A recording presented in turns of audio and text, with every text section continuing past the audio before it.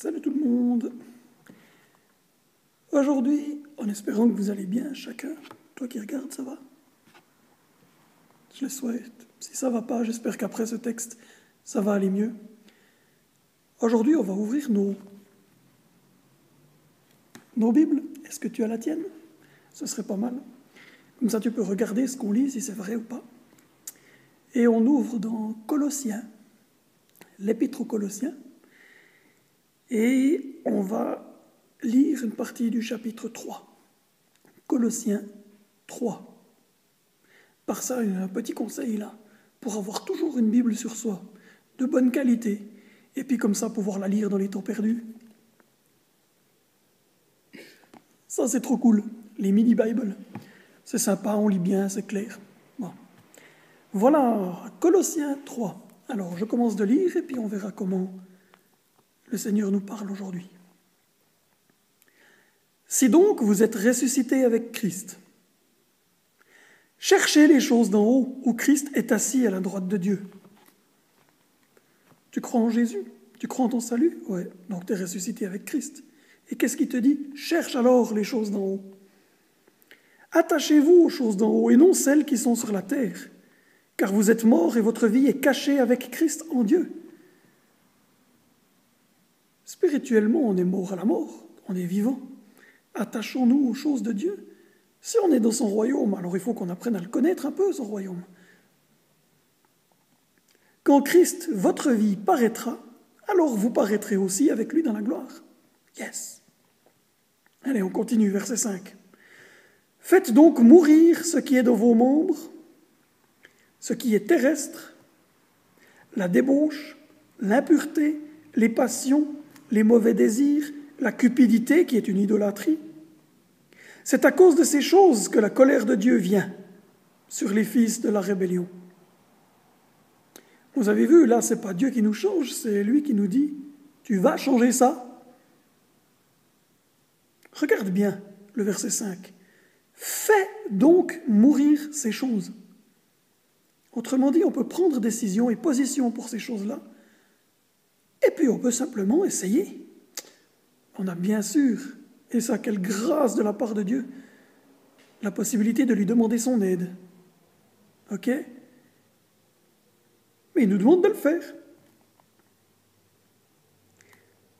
C'est ainsi, verset 7, que vous marchiez autrefois lorsque vous viviez dans ces péchés.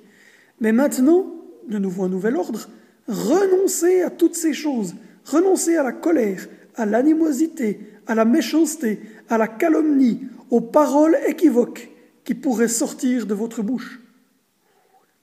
On doit donc faire gaffe à ce qu'on dit, faire gaffe à nos pensées, faire gaffe à la manière dont on réagit dans les différentes situations.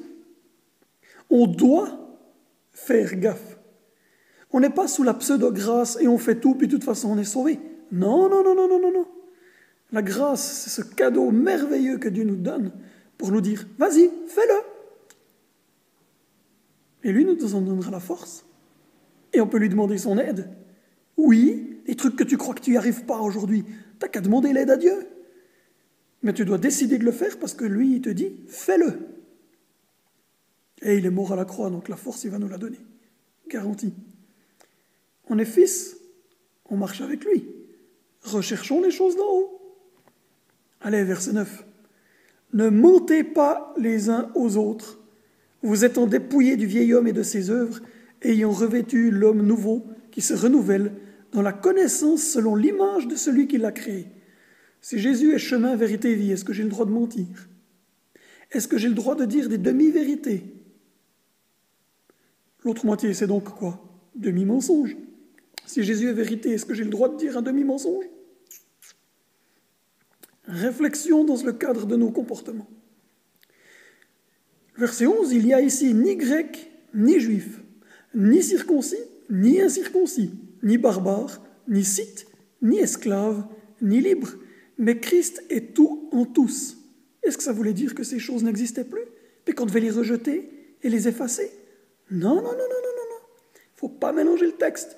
Là, ça nous parle de quand on est devant Dieu, de quand on est face à Jésus. Il nous regarde tous comme étant pareils quand on le suit. Ainsi donc, comme des élus de Dieu, ben oui, on est des élus de Dieu, saints et bien-aimés, un nouvel ordre, revêtez-vous de sentiments de compassion, de bonté, d'humilité, de douceur, de patience. C'est à nous de le mettre, hein. Ça ne va pas nous tomber dessus tout seul. Mais plus on se rapproche de Dieu, plus certaines de ces choses, elles vont changer elles-mêmes. Supportez-vous les uns les autres. Ça ne veut pas dire, oh, il m'énerve, là, je vais le supporter. Il y a aussi dans le mot supporter la notion de s'encourager, d'être avec, de le porter quand il est plus faible.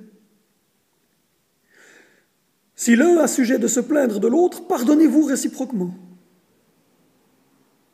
On ose parler, discuter, mais on ose discuter calme. Puis peut-être on ose réfléchir à ce qui est vraiment important et oser pardonner. De même que Christ vous a pardonné, pardonnez-vous aussi. Sinon, ça veut dire qu'on est plus grand que Dieu, si on ne pardonne pas.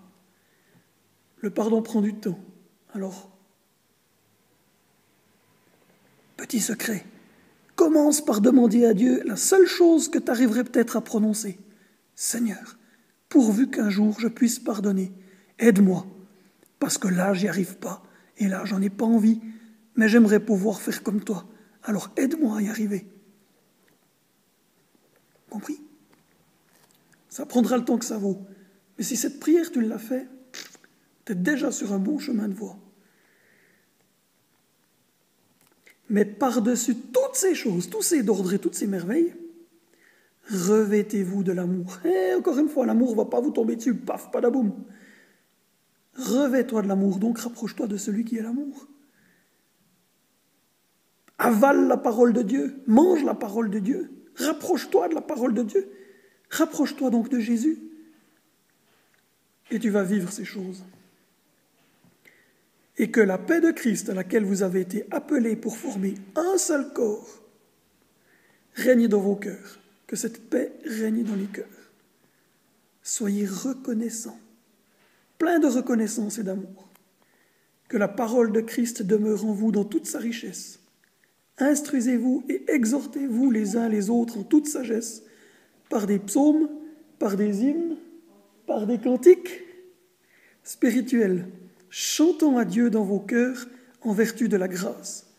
Et quoi que vous fassiez en parole ou en œuvre, faites tout au nom du Seigneur Jésus, en rendant par lui des actions de grâce à Dieu le Père.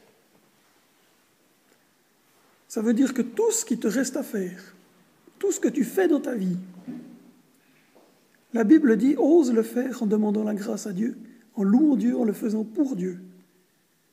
Faites tout en son nom, en rendant par lui des actions de grâce, en le remerciant, en le louant pour tout ce qu'il donne devant nous. Parce que cette parole, comme le dit le verset 16, elle demeure en vous dans toute sa richesse. Il faut donc la goûter. On va s'arrêter là pour aujourd'hui. Qu'on ose le relire dans le calme. Qu'on ose se repositionner. On a lu jusqu'au verset 17. Et j'espère que ça vous apporte des clés. Et à moi le premier.